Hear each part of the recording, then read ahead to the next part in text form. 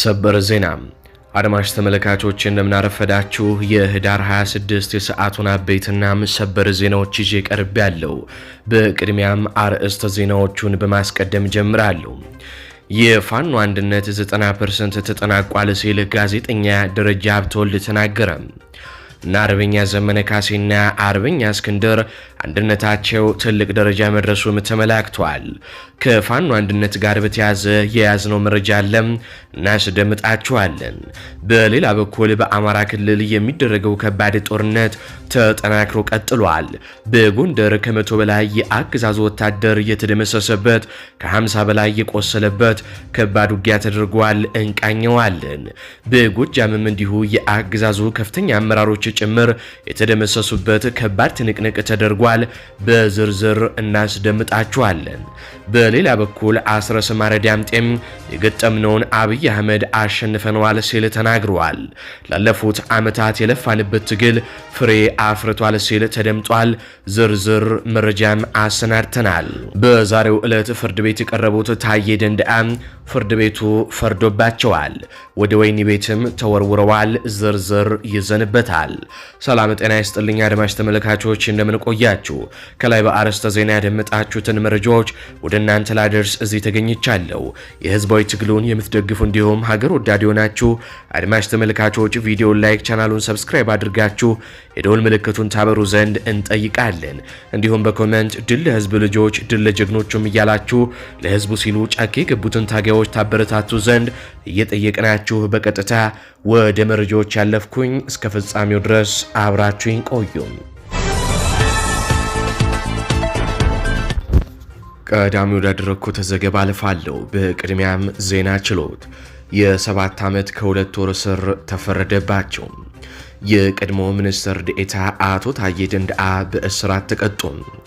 የቀድሞው የሰላም ሚኒስትር ዴኤታና የኦሮሚያ ክልል ምክር ቤት አባል የነበሩት አቶ ታዬ ደንደዓ ጥፋተኛ በተባሉበት ክስ የ7 ዓመት ከ2 ወር ጽኑ እስራት ተፈርዶባቸዋል። በዛሬው ዕለት ህዳር 26 ቀን 2018 ዓ.ም የፌዴራል ከፍተኛ ፍርድ ቤት ልደታ ምድብ አንደኛ የህገ መንግስትና በህገ መንግስት ላይ የሚፈጸሙ ወንጀሎች ችሎት አቶ ታዬ ህገ ወጥ የጦር መሳሪያ ይዞ በመገኘት ወንጀል ጥፋተኛ ብሏቸዋል። ፍቃድ ሳይኖራቸው በቤታቸው ውስጥ እንደ ታጣፊ ክላሽንኮቭ ጠመንጃ ከ60 ጥይቶች ጋር ተገኝቷል በሚል ክስ ቀርቦባቸዋል ነው የተባለው። አቶ ታዬ ደንደዓ የመንግስት ከፍተኛ ባለስልጣንና የክልል ምክር ቤት አባል በነበሩበት ወቅት በህገ ወጥ የጦር መሳሪያ ዝውውርና ይዞታም መከሰሳቸውንም በትኩረት ሲዘገብ ቆይቷል። በዚህም የ7 ዓመት ከ2 ወር እስራት ተፈርዶባቸዋል ሲል ቢቢሲ አፋን ኦሮሞ ዘግበዋል። እንግዲህ የጠቅላይ ሚኒስትሩን ገበና ስለገለጡ ብቻ ወደ እስር ቤት የተወረወሩት አቶ ታዬ ደንደዓ አሁን በባሌም በቦሌም ብለው ያለ የሌለ ክስ ፈጥረው ወደ ወህኒ ቤት ወርውረዋቸዋል። አብይ አህመድ እንኳን ለናረጋ ከበደ ለነተመስገን ጥሩነህ የቅርብ ጓደኞች ለሚላቸው ለናቱ ታዬ ደንደዓ እንደማይመለስ ባሳየበት በዚህ ሁነት አቶ አረጋ ከበደና ተመስገን ጥሩነህ ቀጣይ ጣፋንታቸው ተጠቅሞ ሲጨርስባቸው ከዚህ የከፋ እንደሚሆንም ይጠበቃል ሲሉ የመረጃ ምንጮቻችን ገልጸዋል። ይህ በእንዲህ እንዳለ የአማራ ፋኖ ብሔራዊ ኃይል አፋብኃ ምዕራብ አማራ ቀጠና የቴዎድሮስ እዝ ፖለቲካ ዘርፍ ኃላፊ አርበኛ አስረስ ማረ ዳምጤም የገጠምነው ጠላት የተሸነፈ ነው ሲል ተናገረ። ፖለቲካ የተምታታበት ከራሱ አልፎ ውሸትና ማጭበርበርን ለዓለም አቀፍ ተቋማት ጭምር ያስተማረ የሚያደርገው መላቀጡ የጠፋበት በህዝቡ የተናቀ በዓለም አቀፍ ፊት ሞገስ ያጣ አገዛዝ ነው ሲል ጠበቃ አስረስ ማረ ዳምጤ ተናገረ። ይህ ውጤት እንዲመጣ ላለፉት ድፍን 4 ዓመታት እንዲሁም ከዛ በላይ በጠራ መስመር በጽናትና በድፍረት በመታገላችንና በማታገላችን ኩራት ይሰማናል። ከብዙ መስዋዕትነት በኋላ ይህንን ትግል ከግለሰቦች ተጽዕኖ አውጥተን የትውልድ አድርገነዋል። የአማራ ህልውና ትግል ማንም በኪሱ ይዞት የሚዞር አጀንዳ አይደለም። የሆነ ቡድን ወይንም ግለሰብ ሲፈልግ የሚያነሳው ሳይፈልግ ደግሞ የሚጥለው እንዳይሆን አድርገነዋል ሲል አርበኛው ይቀጥላል። የፋኖን እንቅስቃሴ ከመንደር አውጥተን የቀጠናው ተጽዕኖ ፈጣሪ ኃይል ማድረግ ይችለናል። የአማራ ፖለቲካም ዓለም ባንክሮ እንዲያዩ ማድረግ ተችሏል። የቀጠናው ኃይሎች የማስተባበር ኃላፊነት መሸከም የሚችል አመራር ቋት በመፍጠር ላይ ነው።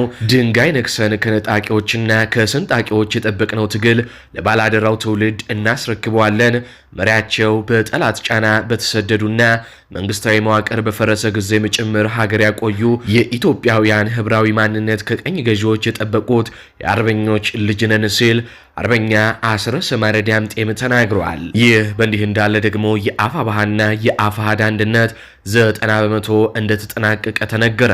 ይህ በእንዲህ እንዳለ የአፋብኃና የአፋሕድ አንድነት 90% እንደተጠናቀቀና በቅርቡ እንደሚበሰር ከአመራሮቹ አሁን አረጋግጫለሁ ሲል ጋዜጠኛ ደረጃ ሀብተወልድ ተናገረ። ማስረሻ ሰጤ ሰሞኑን ወደ ብልጽግና ከመግባቱ በፊት የድርጅቱ ውህደት አመቻች ኮሚቴ ሆኖ ቢመደብም በተቃራኒው ድርጅቶቹን ይበልጥ ለመለያየት እየሰራ ነው ተብሎ ከኃላፊነቱ እንዲነሳ ተደርጎ ነበር። እንዲሁም ከመንግስት ጋር እንደራደር በማለት ከዚህ በተጨማሪ ደግሞ እስክንድር ነጋን በግትር አቋሙ እንቅፋት የሆነው እሱ ነው በማለት እሱን እየፈረጀ እስክንድርን ለማስጠቆር ሲሞክር የነበረው እሱ መሆኑም ተረጋግጧል። በግልጽ በተደጋጋሚ ሐሳብ እስከ ማቅረብ የደረሰ ቢሆንም ሐሳቡ ውድቅ ተደርጎበትም ነበር።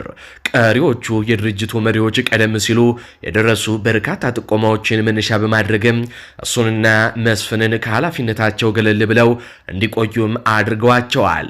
ተንሳፋፊ የሆነችው ማስረሻ ሰጤም ከወያኔ ጋር ስለሚሰሩ በራሴ ጊዜም ተለየኋቸው እያለ ብልጽግናን አንጀት እየበላም ይገኛል። የሆነው ሆኖ የፋኖ አንድነት ከቀናት በኋላ ሊበሰር ጫፍ ላይ ደርሷል ሲል ጋዜጠኛ ደረጃ ሀብተወልድ የደረሰውን መረጃም ገልጿል። ከጋዜጠኛ ደረጃ ሀብተወልድ በተጨማሪም ሚዲያችን በተደጋጋሚ የአማራ ፋኖ አንድነት በቅርቡ እንደሚበሰር ሲዘግብ ሰንብቷል። አሁን ጋዜጠኛ ደረጃ ሀብተወልድ እንዳበሰረው ደግሞ 90% ተጠናቋል የተባለው አርበኛ እስክንድር ነጋና አርበኛ ዘመነ ካሴም እርስ በራስ ንግግር ማድረጋቸውና ከፍተኛ ለውጥ መታየቱ ነው የተነገረው። ይህ በእንዲህ እንዳለ ከዚህ ከአንድነቱ መረጃ ጋር በተያያዘ በእርግጥ በትላንትና የዜና ዘገባችን በርካታ ያልተሰሙ መረጃዎችን አድርሰናችሁ ነበር።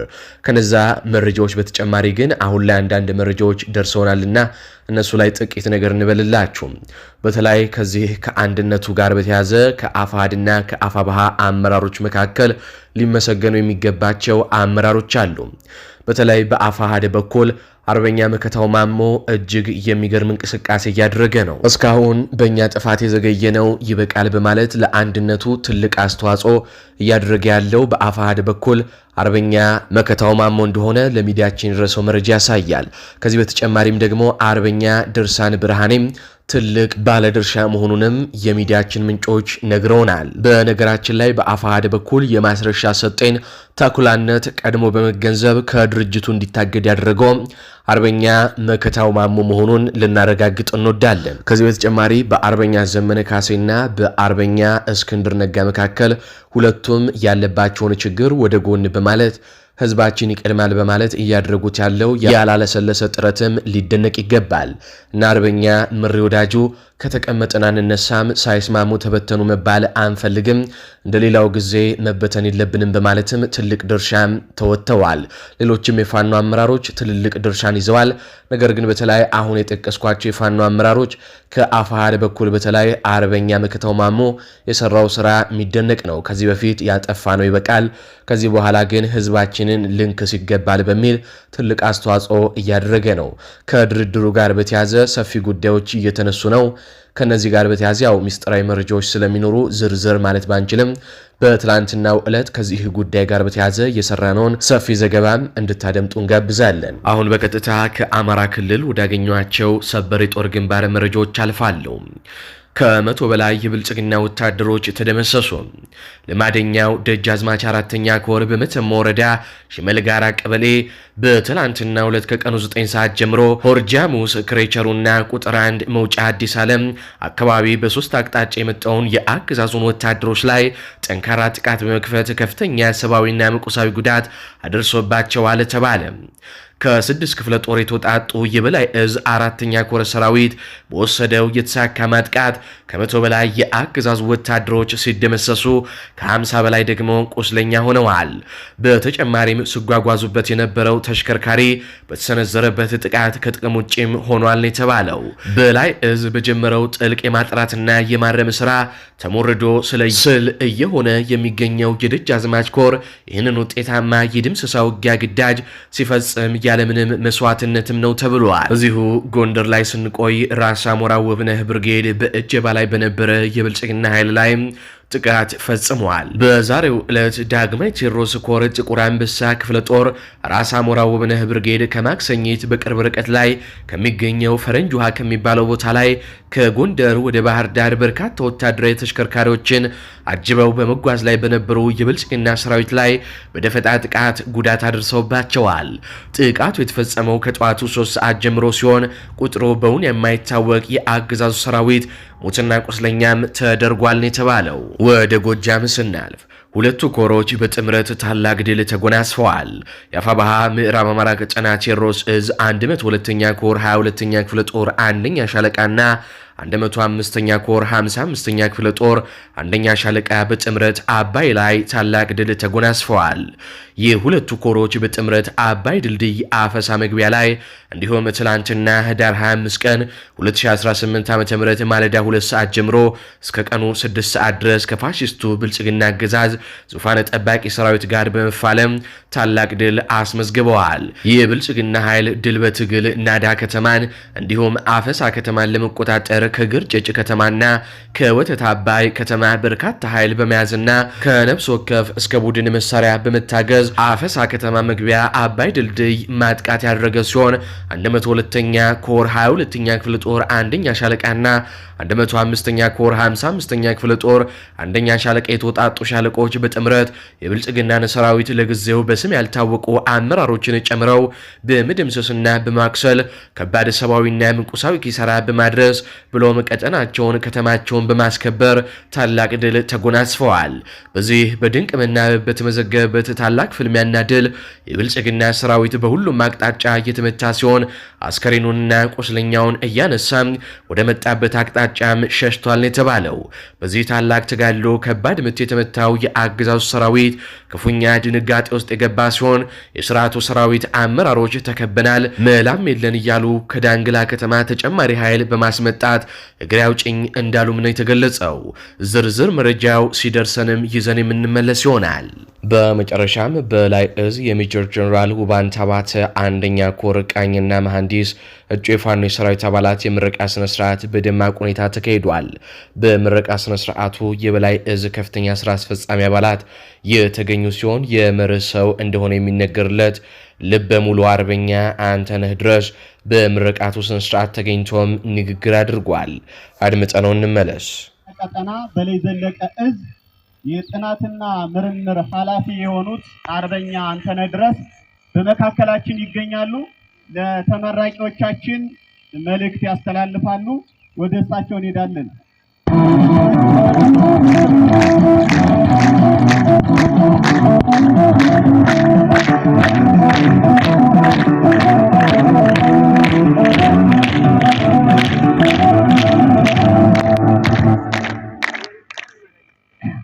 እንደምን ዋላችሁ።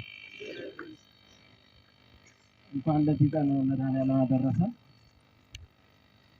የሰሜን አማራ ቀጠና ወይም በላይ ዘለቀ እዝ ሜጀር ጀነራል ውባንተ አባተ አንደኛ ኮር ተመራቂዎች፣ የእዝ አመራሮችና የኮር አመራሮች እንዲሁም የክፍለ ጦር አመራሮች እንኳን ደስ አላችሁ።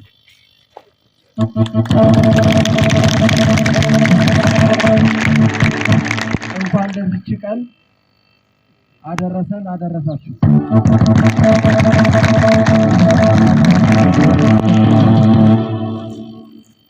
እንግዲህ ይሄን ካልኩኝ እውነት ለመናገር በአጋጣሚ ነው የተገኘነው። እኔ እጅግ ተደስቻለሁ። በተቋሙ በበላይ ዘለቀ እዝ ስም እጅግ አድርጌ አመሰግናለሁ። እናንተንም አደንቃለሁ። እግዚአብሔር ይስጥልኝ።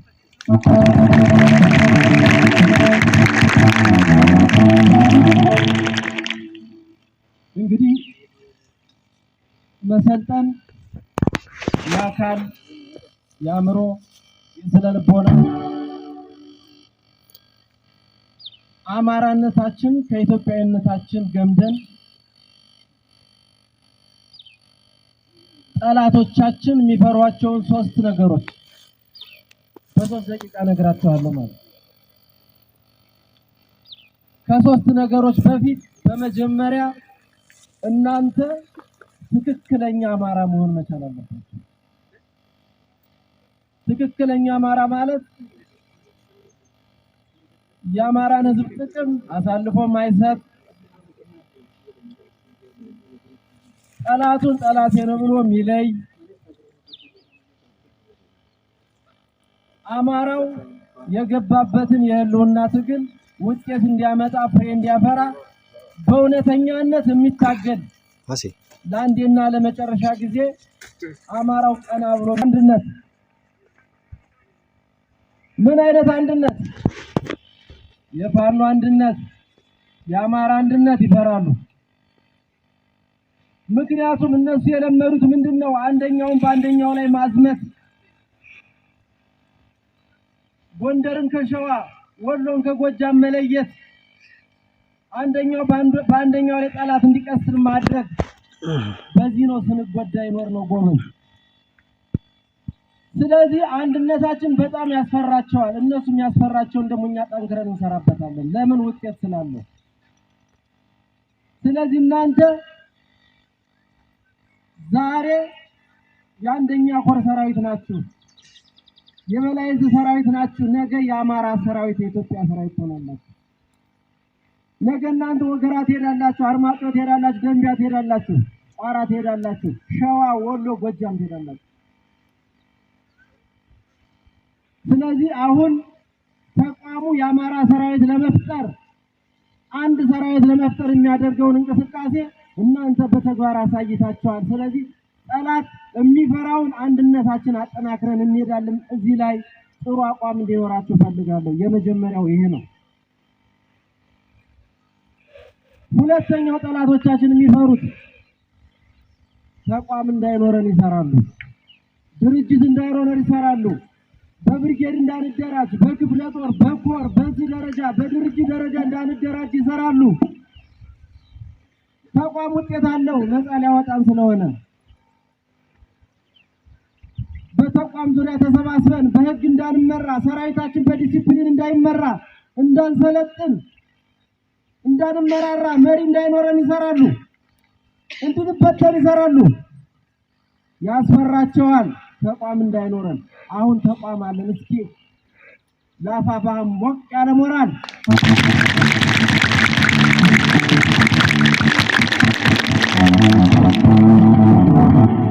እዚሁ ላይ አንድ ቀላል ጥያቄ ልጠይቃችሁ። የአፋፋ የጎንደር ቀጠና ሰብሳቢ ማን ነው?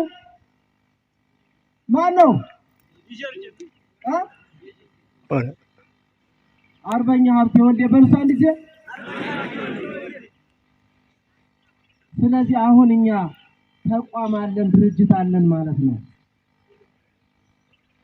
ስለዚህ ድርጅታችንና ተቋማችን እናጠነክራለን። ነፃ የምንወጣው በተቋም ነው፣ በድርጅት ነው። ጠላት እንድንበተን ይፈልጋል። ሰበር ዜና በዛሬው ዕለት ወደ ኦሮሚያ ልዩ ዞን ፊለዌ ከተማ ለስራ ጉብኝት በሚል ሊገባ የነበረው የሽመልስ አብዲሳ ያሰማራው ጦር ሲደመሰስ የሽመልስ አብዲሳ ጉብኝትም ሳይሳካ ቀረ ተባለ። በአማራ ክልል የኦሮሚያ ልዩ ዞን የሆነችው ፊለዌ ከሳምንት በፊት በፋኖ ቁጥጥር ስር ገብታ ፋኖ በኦሮሚያ ልዩ ዞን አስደሳች ህዝባዊ ስራዎችን በመስራት የኦሮሞ ተወላጆችም ፋኖ ባዘጋጀው መድረክ ላይ ይህ ትግል የእናንተ ብቻ አይደለም የኛም ነው በሚል ትልቅ አንድነት ፈጥሮባት የነበረች ከተማ እንደሆነች ይታወሳል። የኦሮሞ አባቶች ከህዝቡ ብር በማሰባሰብም ለፋኖ ትግል የሚውል የብር ድጋፍ ማድረጋቸውም አይዘነጋም። ይሄ ሁሉ የተፈጠረው ከሳምንታት በፊት ነው። ታዲያ ይህ ጉዳይ እረፍት የነሳቸው የኦህዴድ አመራሮች ዛሬ ወደ ፊለዌ በማቅናት ህዝባዊ መድረክ ለማድረግ አቅደው ነበር። በመድረኩ ላይም ሽመልስ አብዲሳ ይገኛል ተብሎ ይጠበቅ ነበር። ለዚህም ቀድሞ የማጽዳትና የደህንነት ጥበቃ እንዲሰሩ ትላንት የገዳ ልዩ ኮማንዶ አባላት ከባለስልጣናቱ ቀድመው በመግባት ከተማዋን ሲያምሷት ውለው ነበር። ይህ መረጃ የደረሰው የአማራ ፋኖ ምስራቅ አማራ ቀጠና ሌሊቱን ወደ ፊለዌ ልዩ ዞን በመግባት ከባድ ውጊያ ያደረገ ሲሆን ከተማዋን በሽመልስ አብዲሳ ኮማንዶ ሬሳም ሞልቷታል ነው የተባለው። ቀድመው ከተማው የገቡት የአገዛዙ ኮማንዶዎች ከ50 በላይ ሙት እንደሆኑ ሲነገር በርካቶችም ቁጥራቸው ያልታወቀ ቆስለዋል የተባለው። የገዳ ልዩ ኮማንዶ ብቻ የታጠቃቸው አዳዲስ መሳሪያዎችም በፋኖ እጅ ገብተዋል ሲሉ ኦፕሬሽኑን የመሩት ፋኖ ዩሱፍ ድሪስ ተናግረዋል። ከተማዋን እስከ ሌሊቱ 11 ሰዓት አጽድተን ወተናል ያለው ፋኖ ድሪስ አሁንም ቦታ ይዘን እንገኛለን፣ ነገር ግን በድረሰን መረጃ ዛሬ በሄሊኮፕተር ይገባል ተብሎ የተጠበቀው ሽመልስ አብዲሳ ከሌሊቱ ጥቃት በኋላ ጉዞውን ሙሉ ለሙሉ መሰረዙን እየሰማን ነው ሲልም ለሚዲያችን ተናግሯል። ነገር ግን ከያዝነው ቦታ ሳንለቅ በመጠባበቅ ላይ ነን ሲልም ፋኖ የሚመጣ ባለስልጣን ካለ ለማነከት መዘጋጀቱን የፋኖ አመራሩም ተናግሯል። አሁን ከተማዋ ላይ የተገደሉ የገዳ ኮማንዶዎች ሬሳም በሄሊኮፕተር ይዘው እየወጡ ነው ሲልም ወቅታዊ ሁኔታውን ገልጾልናል። አሁን በቀጥታ ከጎጃምና ጎንደር ወዳገኟቸው አበይትና ሰበር ዜናዎች አልፋሉ።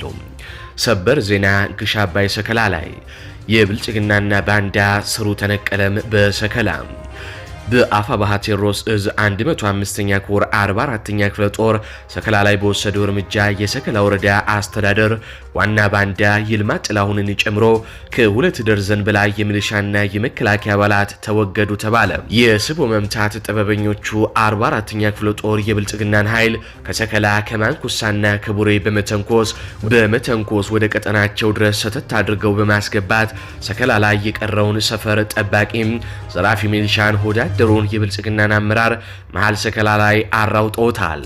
ፋኖ ባለበት አሳርጄም አጠፋዋለሁ እያለ ሲፎክር የነበረው ዋና አስተዳዳሪና 5 ሚሊሻ ሲማረክ ብዛት ያለው ሰራዊት ደግሞ እስከ ወዲያኛው ተሸኝቷል። የአገዛዙ ቡድን በአኩትና ባሸፉ ከማንኩሳ ፔምፔ ዙ 23 ከሰከላ ደግሞ ክትልትል ሰራዊቱን በማስከተል ምላስና ብልት በመቁረጥ የ6 ንጹሃን ህይወት በቀጠፈበት ቀጠና እየተልከሰከሰ የባህር ኩበት በሆነበት ሰዓት ጀግኖቹ የ44ኛ ክፍለ ጦር ነበልባሎች ሰከላ ከተማ የሚገኘውን የብልጽግናን ጦር በመቀጥቀጥ 12 ክላሽንኮቭ በሺዎች የሚቆጠር ተተኳሽም ማርከዋል። ከዚህ በተጨማሪም መንግስታዊ ስርዓትን አስቀጥላለሁ በሚል ሐሳዊ ህልም ሲገለገሉባቸው የነበሩ ኮምፒውተሮች፣ ላፕቶፖች፣ ማተሚያ ማሽኖች ሲማረኩ የወረዳው መገልገያ ተቋም በሙሉ ፓትሮሎችን ጨምሮ ከጥቅም ውጪ ሆነዋል ነው የተባለው። ከተማዋ ላይ የተሰገሰጉ በመረጃነት የሚገለገሉ እንቁላል ቀቃይ ባንዳዎች መውጫ መግቢያ ጠፍቷቸዋል ሲሉም የፋኖ ኃይሎች ገልጸዋል።